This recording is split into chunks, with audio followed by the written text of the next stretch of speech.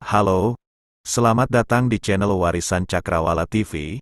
Kali ini saya akan membahas tentang salah satu peristiwa kelam dalam sejarah Indonesia, yaitu peristiwa Mandor Berdarah.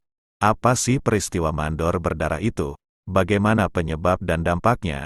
Dan apa hubungannya dengan sejarah Kalimantan Barat? Mari kita simak bersama.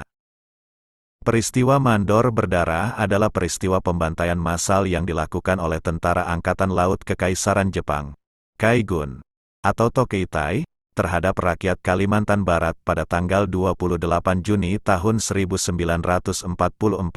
Pembantaian ini melibatkan ratusan ribu orang dari berbagai lapisan masyarakat, mulai dari keluarga kesultanan, kaum cerdik pandai, hingga rakyat biasa. Pembantaian ini dilatar belakangi oleh ketidaksukaan Jepang terhadap pemberontakan yang terjadi di Kalimantan Barat dan Selatan sejak awal pendudukan Jepang di Indonesia. Jepang ingin menguasai sumber daya alam yang ada di Kalimantan Barat dan menghapuskan segala bentuk perlawanan dari rakyatnya. Untuk mencegah pemberontakan, Jepang mendirikan organisasi politik bernama Nishinkai, yang terdiri dari tokoh-tokoh seperti J.E. Patiasina, Kepala Urusan Umum Kantor Sutisitio, Noto Sujono, tokoh Parindra, dan Eng Nyapsun, Kepala Urusan Orang Asing, Kakyo Tosei Katyo. Nishinkai bertujuan untuk menyebarkan ide-ide politik pro-Jepang dan menyalurkan simpati rakyat untuk mendukung perangnya. Namun, rencana Nishinkai tidak berhasil karena banyak rakyat yang tidak setuju dengan kebijakan politik perang Jepang dan ingin membebaskan diri dari penjajahan. Beberapa kelompok pemberontak mulai berkumpul dan melakukan aksi-aksi protes seperti membakar rumah-rumah milik feodal lokal, menyerbu pos-pos militer Jepang, dan menyebarkan pamflet-pamflet kritis terhadap pemerintahan Jepang. Jepang pun menjadi semakin curiga dan marah dengan gerakan pemberontakan tersebut. Mereka mencurigai bahwa ada komplotan-komplotan besar di balik pemberontakan tersebut, termasuk adanya unsur-unsur asing seperti Amerika Serikat atau Inggris. Oleh karena itu, mereka memutuskan untuk melakukan pembantaian massal tanpa ampun kepada seluruh warga Kalimantan Barat sebagai bentuk hukuman dan penghancuran semangat perlawanan.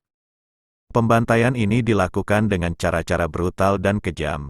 Tentara Kaigun tidak hanya membunuh orang-orang secara langsung dengan senjata api atau pisau tajam, tetapi juga melakukan kekerasan seksual terhadap wanita-wanita dan anak-anak, sebagai bentuk penghinaan terhadap budaya lokal.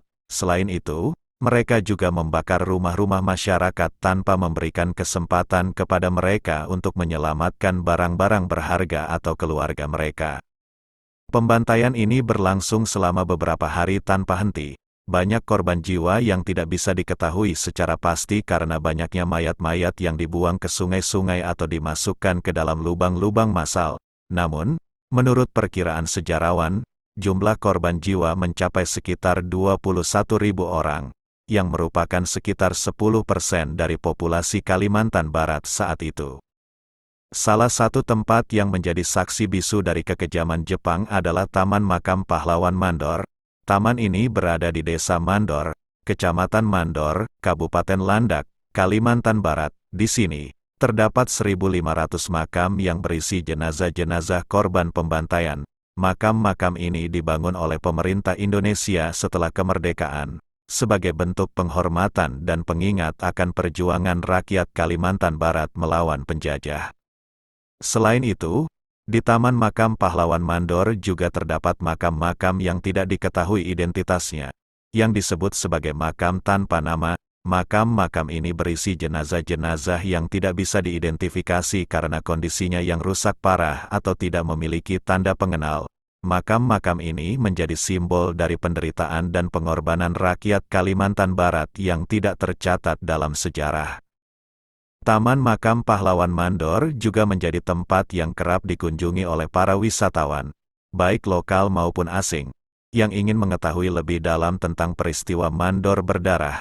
Di sini, terdapat museum yang menyimpan berbagai benda-benda bersejarah yang berkaitan dengan pembantaian, seperti foto-foto, surat-surat, senjata-senjata, dan barang-barang pribadi korban. Museum ini juga menyajikan berbagai informasi dan fakta-fakta tentang peristiwa Mandor Berdarah, yang mungkin belum banyak diketahui oleh masyarakat luas. Peristiwa Mandor berdarah adalah salah satu peristiwa terburuk dalam sejarah Indonesia yang harus kita ingat dan pelajari. Peristiwa ini mengajarkan kita tentang betapa kejamnya penjajahan dan betapa berharganya kemerdekaan. Peristiwa ini juga menginspirasi kita untuk menghargai dan menjaga persatuan dan kesatuan bangsa Indonesia yang terdiri dari berbagai suku, agama, dan budaya. Peristiwa Mandor berdarah adalah sejarah yang terlupakan, tetapi tidak boleh dilupakan. Demikianlah video tentang peristiwa tragedi Mandor berdarah. Semoga bermanfaat dan menambah wawasan kita. Terima kasih telah menonton sampai habis. Jangan lupa like, subscribe, dan komen pendapat Anda tentang seputar tragedi ini. Sampai jumpa lagi di video berikutnya. Terima kasih dan tetaplah merdeka.